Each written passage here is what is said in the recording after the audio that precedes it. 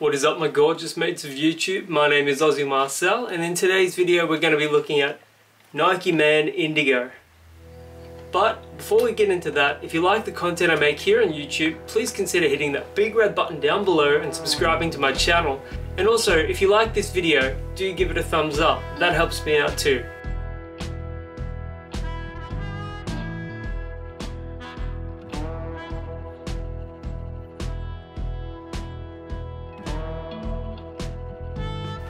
Okay, so I already filmed this video before and there was like audio issues, so I actually have to film it again, so it's not going to be a true unboxing video because I've already unboxed it.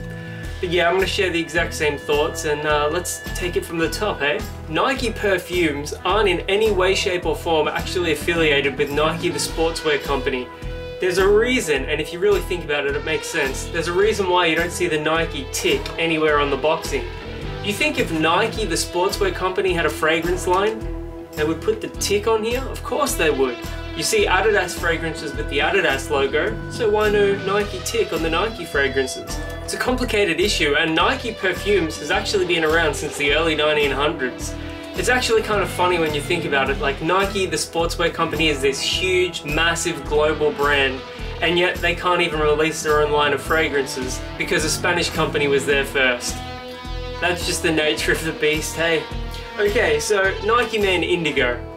Here we have the fragrance, and here's the bottle on its own. Color scheme is nice. You've got a deep blue, or indigo if you prefer, and then orange. It looks good, just typical Nike perfume branding. And as for the fragrance, solid atomizer. It's like a nice cloud of fragrance. Straight away, you think to yourself, I've smelt this before, what is it? It's actually Hugo Boss Bottled. These Nike colognes that you can get for about $10 Australian, there's almost nothing better on the market. Even the Adidas fragrances, despite being originals and generally not clones of any other fragrance, the Nike fragrances are just a league ahead of the Adidas ones. Except the new Champions line, but they're clones as well, so see what I mean? If you go cheap, it's gonna have to be a clone rather than an outright original. Even something like Lomani Pour Homme, that's a clone of Drakkar Noir. You see what I mean? There's like a theme here. All of these great smelling budget fragrances are actually clones of great smelling fragrances. You're getting the big brand name fragrance for just a budget price. And at $10, this is actually gonna be my new go-to recommendation instead of Nike Man Red or Nike Man Brown.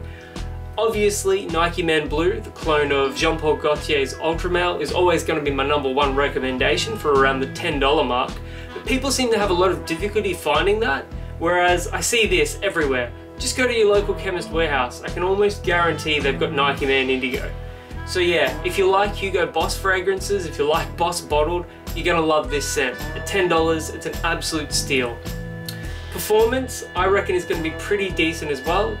I'd be surprised if it lasted over 6 hours, but as this is a first impressions video and I've only been wearing it on my hand for a few minutes, I can't give you an entirely accurate assessment of how long it's going to last, but if it's anything like Boss Bottled, it's going to last about 6 hours.